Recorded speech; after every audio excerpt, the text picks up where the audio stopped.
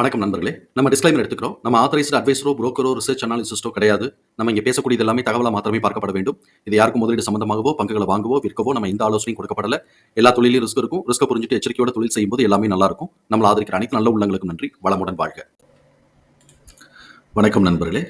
நம்ம annualised analysis பார்த்துட்டு வரோம். அந்த வரிசையில இப்ப நம்ம பார்க்கக்கூடியது அரிஸ்டா நெட்வொர்க்ஸ்.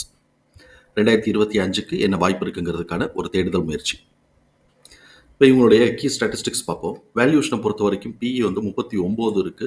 அண்ட் பிபி பார்த்தோம் அப்படின்னு சொன்னோம்னா 11.49 இருக்கு. இது ரெண்டுமே நம்மளை பொறுத்த வரைக்கும் எக்ஸ்பென்சிவ் வேல்யூஷன். எப்போ இபிஎஸ் உடைய டிடிஎம் லெவல் ஸ்டாக்னேட் ஆகுதோ இல்லாட்டி டிக்ரீஸ் ட்ரெண்டுக்கு மாறுதோ அப்போ வந்து நம்ம பெரிய லெவலில் கரெக்ஷன் எதிர்பார்க்கலாம் அப்படிங்கிறத நம்ம மனசுக்குள்ள வச்சுக்கிறோம். இவங்களுடைய ப்ராஃபிட்டபிலிட்டின்னு பார்க்கும்போது ஹையாக இருக்குது. அதே மாதிரி லிக்விடிட்டி பொசிஷனும் வந்து நல்லா ஹையாக லிக்விடிட்டி பொசிஷன் மெயின்டைன் பண்ணுறாங்க. டெப்ட் to equity almost dept free கம்பெனியாகவே இப்போ இருக்கிறாங்க. இதெல்லாம் அந்த கம்பெனியோட ஆடட் அட்வான்டேஜ். ஏபிஎஸ் தகவல்களை நம்மளோட எக்ஸல் ஃபார்மேட்டில் போட்டிருக்கிறோம். இங்கே நம்ம கவனிக்க வேண்டியது புக் வேல்யூ 8 ரூபா, ஃபேர் ப்ரைஸ் 20 ரூபா 89 பைசா, கரண்ட் ப்ரைஸ் 91 ரூபா. ஸோ ஃபேர் ப்ரைஸ் கரண்ட் ப்ரைஸோட ரேஷியோ 4.37ன்னு இருக்குது. இது நம்மளை பொறுத்த வரைக்கும் எக்ஸ்பென்சிவ் வேல்யூஷன் தான். Already PE and PB expensive வேல்யூஷனாக இருக்குது. அதே மாதிரி ஃபேர் ப்ரைஸ் ரேஷியோவும் நமக்கு எக்ஸ்பென்சிவாக இருக்குது. அதனால எப்போ இபிஎஸ் உடைய டிடிஎம் லெவல் ஸ்டாக்னேட் ஆகுதோ இல்லாட்டி டிக்ரீஸ் ஆகுதோ அப்போ கொஞ்சம் பெரிய லெவல்லே கரெக்ஷன் நம்ம எதிர்பார்க்கலாம்ங்கிறது நம்மளுடைய பார்வை. இப்போ இபிஎஸ் உடைய டிடிஎம் நம்ம பார்த்தோம் அப்படின்னு சொன்னோம்னாக்க 2.41 வருது. அதோடைய ஆவரேஜ் ப்ரைஸுங்கிறது 0.60. ஸோ இப்போ இதுதான் வந்து நெக்ஸ்ட் குவார்ட்டருக்கான ஆவரேஜ் எஸ்டிமேட்டட் இபிஎஸ்ஸாக இருக்கும். இதை நம்ம வந்து ரெண்டு விதமாக நம்ம கம்பேர் பண்ண போகிறோம். ஒன்று நெக்ஸ்ட் குவார்ட்டருக்கு எக்ஸிட் ஆக போகிறத கூட கம்பேர் பண்ண போகிறோம் ஃபர்ஸ்ட்டு. ரெண்டாவது Q1 ரிசல்ட்டோட கம்பேர் பண்ண போகிறோம். இப்போ இந்த இடத்துல இதோட ஆவரேஜ் வந்து நம்ம ஆவரேஜ் இபிஎஸ் எஸ்டிமேஷன் பார்த்தோம் அப்படின்னு சொன்னால் நெக்ஸ்ட் குவார்ட்டருக்கு எக்ஸிட் ஆகிறத காட்டிலும் ஒரு 7 பைசா கூட இருக்குது. இன்க்ரிமெண்டல் ட்ரெண்டில் இருக்குது. அதனால இது வந்து ஃபர்ஸ்ட்டு ஒரு அப்சைட் மூவ்மெண்ட் கொடுக்கறதுக்கான வாய்ப்புகள் இருக்கும். அதே சமயத்தில் Q1 ரிசல்ட்டோட கம்பேர் பண்ணும்போது ஒரு 5 பைசா கம்மியாக இருக்குது. அதனால ஒரு 5% இல்லாட்டி அந்த ரேஞ்சுக்குள்ளேயோ இவங்க வந்து ஒரு கன்சாலிடேஷன் ஃபேஸாக ஆக்ட் பண்ணலாம். சம்டைம்ஸ் வந்து இது கரெக்டிவ் ஃபேஸாகவும் கூட இருக்கிறதுக்கும் வாய்ப்பு உண்டு. ஸோ ஃபர்ஸ்ட் அப்சைட் மூவ்மெண்ட் கொடுத்துட்டு சப்சிக்வெண்ட்டாக எதிர் அந்த இடத்துலயே கன்சாலிடேட் மூவ்மெண்ட் வந்து கொடுக்கலாம். ஒரு மிட் பாயிண்ட் வரைக்கும் இறங்கிட்டு ஒரு கன்சாலிடேட் மூவ்மெண்ட் கொடுக்கலாம். அப்படி வந்துச்சுன்னா Q2ஓட ரிசல்ட்டு 6.5 பீட் பண்ணி மேலே போச்சு அப்படின்னு சொன்னாக்க ஃபர்தராக இது வந்து அப்சைட் மூவ்மெண்ட்டை கண்டினியூ பண்ணும். இல்லை கீழே அதை காட்டிலும் கீழே எக்ஸிட் ஆக போகிறத ஒட்டியோ இல்லை அதுக்கும் கீழேயோ வந்துச்சு அப்படின்னு சொன்னாக்க குறைஞ்சிச்சு அப்படின்னு சொன்னால் இபிஎஸ் உடைய டிடிஎம் லெவலே வந்து டிக்ரீஸ் ஆகும். அப்படி டிக்ரீஸ் ஆகும்போது இது கரெக்டிவ் ஃபேஸாக டேர்ன் ஆக வாய்ப்பு இருக்குங்கிறத நம்ம புரிதலுக்குள்ள வச்சுக்குவோம். நார்மல் இதில் வந்து பார்த்தோம்னா ட்ரேடிங் பிஹேவியரில் இதோட ப்ரைஸ் ரேஞ்சுங்கிறது 20 ரூபா 29 ரூபா 70 பைசாலேருந்து 41 ரூபா 70 பைசா வரைக்கும் நம்ம எதிர்பார்க்கலாம். 31 கடக்கும்போது 41க்கு போகிறதுக்கு வாய்ப்பு இருக்குது.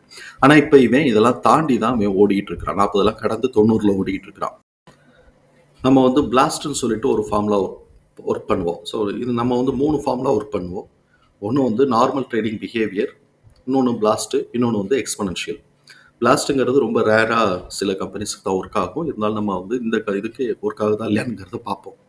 இந்த பிளாஸ்ட் பிரகாரம் இதோடைய நெக்ஸ்ட் ரெசிஸ்டன்ஸ் பாயிண்ட்டுங்கிறது 162லேருந்து 163.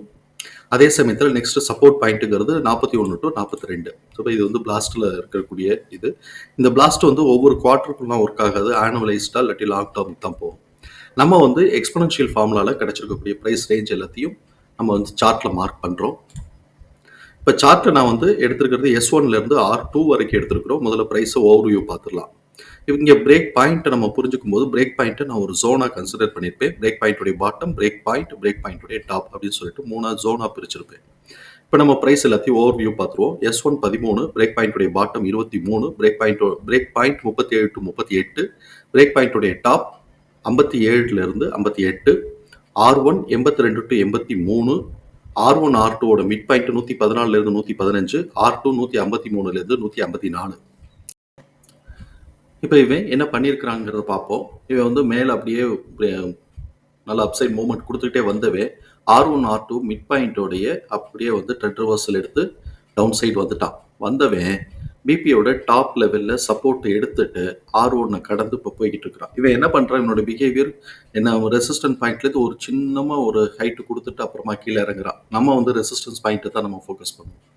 இப்ப இந்த இடத்துல நமக்கு பிபி டாப்க்கும் R1க்கும் நடுவுல நமக்கு வந்து ஒரு 65 அப்படிங்கிற ஒரு மிட் பாயிண்ட் லெவல் கிடைக்குது. 65 டூ 70 கிடைக்கும். நான் 65 நான் மார்க் பண்ணியிருக்கிறேன். 65 டூ 70 இத 70ன்னு கூட நம்ம போட்டுக்கலாம்.